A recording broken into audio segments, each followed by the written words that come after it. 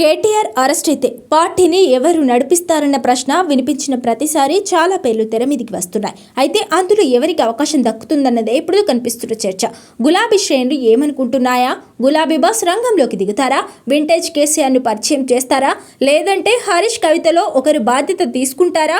ఇదే ఇప్పుడు వినిపిస్తున్న చర్చ. ఎదురు దెబ్బల నుంచి బలంగా తిరిగి వస్తా అంటూ కేటీఆర్ చేసిన ఓ ట్వీట్ కొత్త చర్చకు కారణమవుతోంది.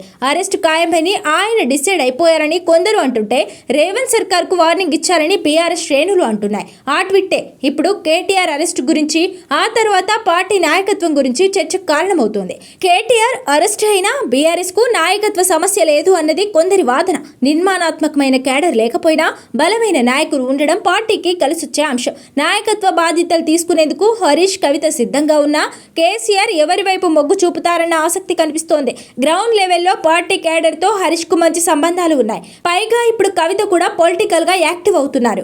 దీంతో గులాబీ శ్రేణుల్లో కొత్త చర్చ మొదలైంది.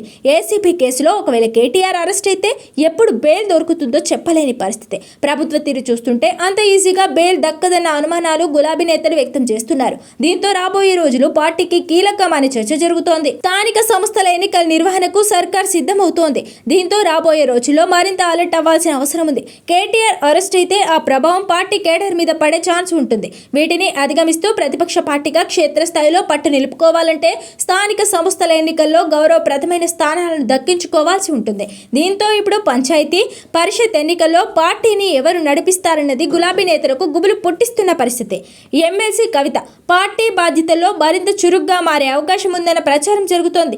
ఢిల్లీ లిక్కర్ కేసులో అరెస్ట్ అయిన కవిత దాదాపు 6 నెలల తర్వాత రిలీజ్ అయ్యారు. విడుదలైనప్పటి నుంచి రాజకీయంగా యాక్టివ్ అయ్యేందుకు ఏ అవకాశం దక్కినా వదులుకోవడం లేదు. ఓవైపు తెలంగాణ జాగృతి పేరుతో వివిధ కార్యక్రమాలు నిర్వహిస్తూనే కుల సంఘాల నేతలతో సమావేశమవుతున్నారు. క్షేత్రస్థాయిలో పర్యటన నిర్వహిస్తూ పార్టీ కేడర్కు దగ్గరయ్యే కార్యాచరణ అమలు చేస్తున్నారు. ప్రభుత్వ వైఖరి ఎండగట్టేందుకు కార్యాచరణ అమలు చేస్తున్నారు. 2-3 నెలలుగా రాజకీయాల్లో కవిత తన మార్కు క్రియేట్ చేసేందుకు సిద్ధమవుతున్నారు. ఇక కాంగ్రెస్ ఏడాది పాలన పూర్తి కావడంతో కేసీఆర్ స్వయంగా రంగంలోకి దిగుతారా అనే ప్రశ్నలు కూడా వినిపిస్తున్నాయి.